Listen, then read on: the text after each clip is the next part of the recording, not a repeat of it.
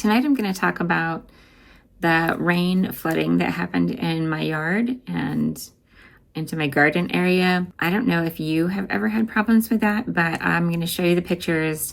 We've been trying to deal with it for a while. It's part of a larger problem. We don't have rain gutters. They weren't installed on these homes. So I'm looking at needing to get approval from the homeowners association and then having them installed. It seems like rain drainage in people's yards is a bigger problem than I was imagining. I was searching into it and I saw a lot of people that are having problems with this. So I wanted to share my story about what we've been going through and how we've been dealing with it. And then today, the realization that I had already planned on getting some sort of rain catching, harvesting something, but I was hoping I wouldn't need it. There's a difference between wanting the rainwater and actually having to have it. Let's go ahead and dive in. Now, what you need to know is what I just told you. There were no rain gutters. So I can't remember, I've done the calculations. There's over 1,000 gallons of water that get dropped in any one particular hour depending on how fast the rain is, right? So like for 1 inch of rain, you do this calculation to find out your square footage of your land part of your property and the square footage of your roof part of your property, and you can actually figure out how many gallons is landing. Now, this is Arizona, so the ground is normally very compacted and really hard to dig unless it's wet. It's been raining since Thursday night, and this morning it was very soggy, and the trenches that I had dug, myself and my kids had dug to try and drain the walkway on the side of my house, were completely full to the top. There was no room left. They were completely filled up and the ground was saturated. So, of course, this ground that's like 65% sand is not draining anymore because it's already taken all the water that it can in the last few days. Now, that's not to say that there isn't some sort of dry area somewhere, but I'm going to show you some pictures of what we're talking about. Now, this side of the house was all dirt, and then prior owners, I should say, had been putting like crushed gravel, crushed rock, different various kinds. I found like 3 or 4 or 5 different various forms of some sort of crushed rock. But there was no sloping, there was no grading whatsoever. So all the water was just falling off the roof of the garage. And that's that door that you see at the other end. And it was going towards the garage because there was no reason for it to come back towards the yard.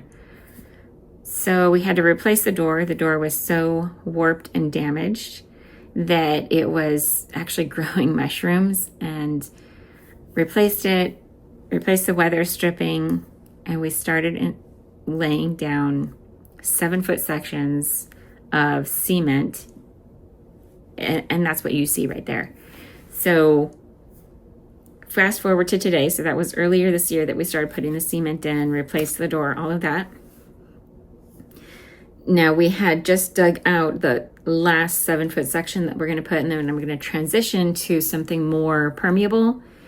But for that walkway there, I found out it's clay, which if you've listened to my video on the planning phase, I think it was phase 1, it wasn't supposed to be clay. It was supposed to be mostly sand, same type of soil across the whole property, but it's pretty obvious. Nothing was draining right there. But when I first dug the first trench, coming straight out from that walkway, the water was able to seep in because that area of soil was mostly sand.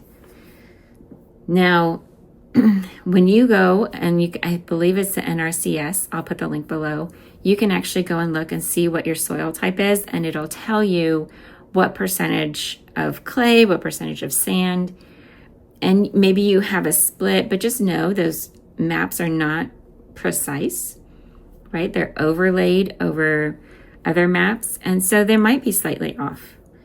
And to be honest, it could have changed over time, because who knows what people have done to that property or to my property prior to me moving in.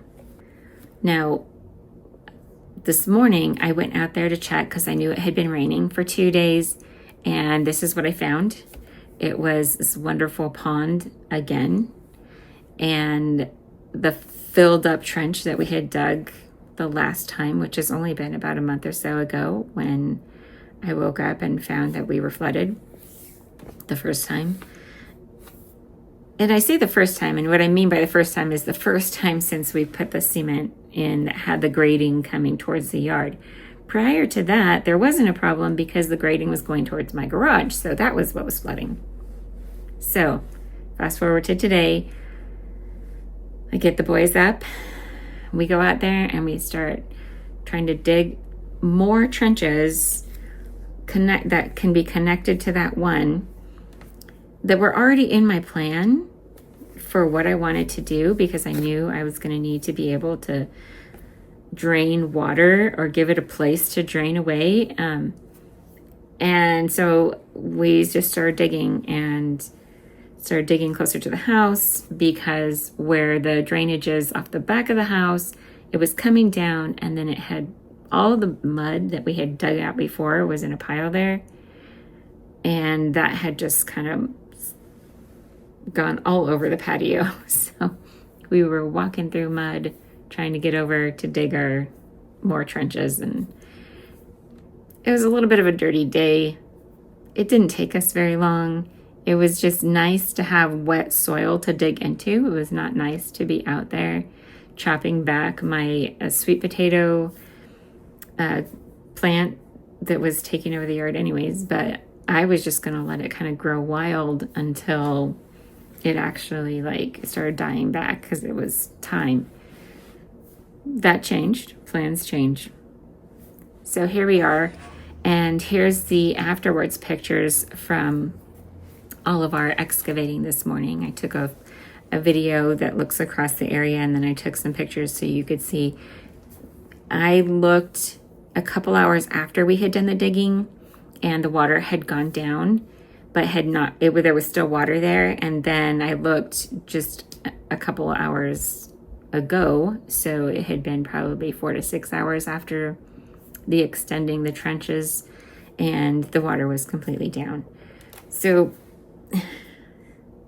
why is it a big deal that we would even have to drain it, aside from the damage that it could do to the house? The big deal is you don't want standing water, because then it breeds mosquitoes. When I first got here 5.5 years ago, mosquitoes weren't really a thing in Arizona. But the rains have been changing, and it's very muggy and very wet this year. There's been a lot more rain. I don't know that it's rain that has helped us at all as far as, whatever we need to supply for all the people in the area. But what I know is we've had a lot of rain, and we've had a lot of mosquitoes, and my poor legs have been bit so bad. I swear. I have so many mosquito bites, it's ridiculous, because when I go out into the yard, they're just there ready and waiting for me. And my kids don't think it's funny because they're getting bit too, but they still joke with me and ask, Mom, what blood type are you? And I'm like, I don't even know. I don't know how many times I've donated blood, but I can never remember that. So too much information, I'm sure. Anyways, if you're having that kind of a problem, I would love to hear about it. I do have more plans in the works. This was not like I was surprised or anything like that. We couldn't dig those trenches before because the ground was too hard. So this was an excellent opportunity to do that. I do already have a plan to get a water tank to harvest rainwater, which in Arizona is legal and encouraged. And next week I will be at a class learning how to design all of that. So it's very ironic, honestly. It's very ironic that I'm going to go be certified, hopefully by the end of the week, to be able to plan these things out and design the systems. Yeah, you know, the irony of things. But it's all for a reason. So if there's anything I can do to encourage you while I'm in my own pain and misery with this as I'm learning, please share your story. I would love to hear it.